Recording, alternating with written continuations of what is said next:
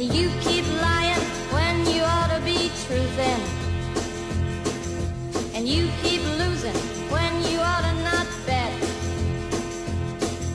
You keep saying when you ought to be a changing. You're listening to Where You Live with Gene Sullivan.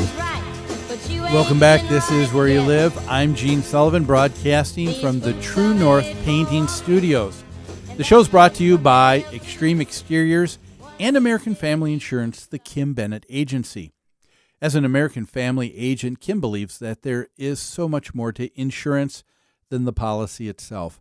It's about providing you with dependable protection and services. Kim believes that trust and credibility can't be demanded.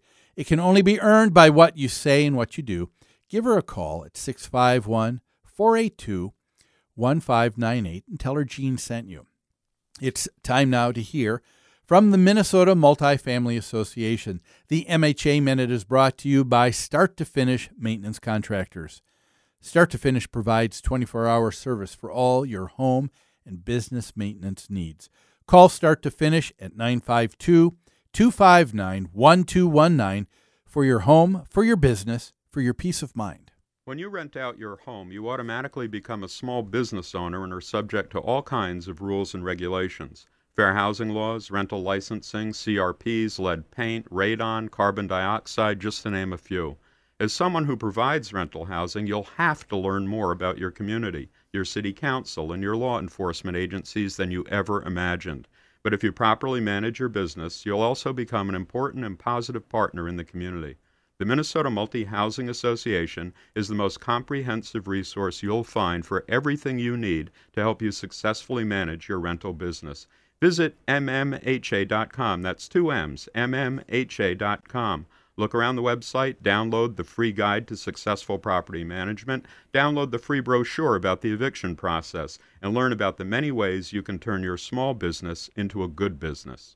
We're talking about this, as I've referred to it a couple times, astounding article from Rolling Stone magazine from Occupy organizer Jesse Meyerson on what he thinks ought to be reforms that we should be getting behind. And a lot of them basically have come down to that this idea or notion that the government should be able to just provide it.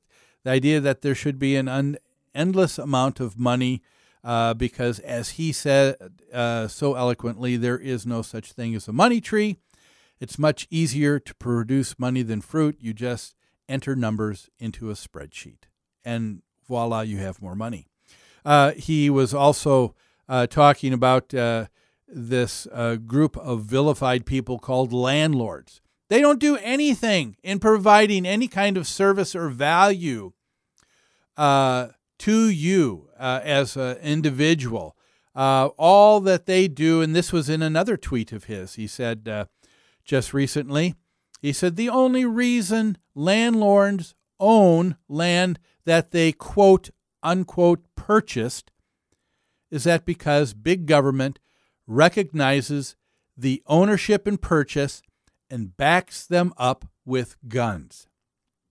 So, in other words, if you were to believe Mr. Meyerson, the only reason you have a landlord or someone who owns property is because it's backed up by the government, and all of this is just a ploy because the only people that are really getting richer and richer are just the big business and the very rich, not understanding that the real world that I see in property management over the last number of years, people who finally were able to obtain their idea of the American dream of owning their own home and then having a loss of a job and seeing real estate prices go in the tank and people losing their homes or people not wanting to lose their homes, but they couldn't afford to live there, turned and have them rented out.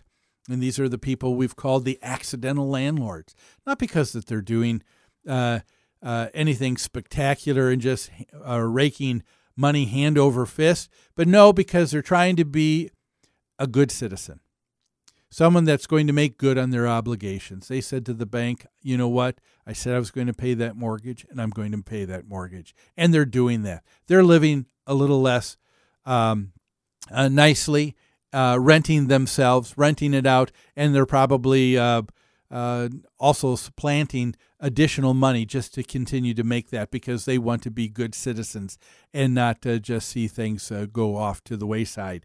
So this idea or notion that landlords don't provide anything, that they really blow, as Mr. Meyerson so eloquently puts, just really isn't true. I'm reminded of a story.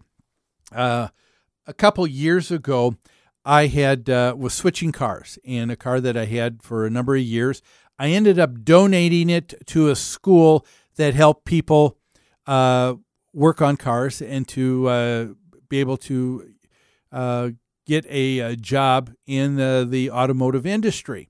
And so one of the nice things that took place is after I had donated the car, now you don't have anything to drive. So they gave a free taxi cab ride back to my office. And so I hopped into a cab, and I'm on my way back to the New Concepts corporate headquarters.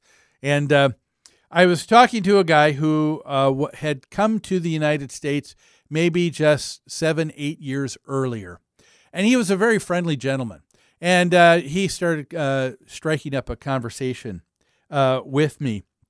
And he asked what I did. I told property management. All of a sudden, he got real excited. And he began telling me how he had come to the United States. Why? Because he didn't look at it as pessimistically that he deserved something. He said, you know what? There's opportunity here. And he said, opportunity, unfortunately, that most people who are born here don't recognize. He said that to me. He said, most of you who are born here in the United States don't recognize the opportunity that you have. And what had he done in a short period of time? He and 4 other gentlemen who had come over from their country together ended up driving cabs and doing whatever they could to get work, and they started pooling their money together. And as I was talking to him, I found out he had owned 2 12-unit apartment buildings, 3 or 4 fourplexes, and a couple of single-family homes. And I was impressed because here was someone, I thought, boy, he could instruct me about property management. He wasn't depressed at all or pessimistic. He looked at things as a great opportunity. And I think that's one of the things I'd like to leave you with today, and that's just to remember things such as value, appreciation, gratitude. They are the byproducts of someone who has worked hard to earn and achieve what they possess and not what they demand. Thanks for joining me. Have a great rest of the weekend, everybody. Look forward to having you here next week on Where You Live.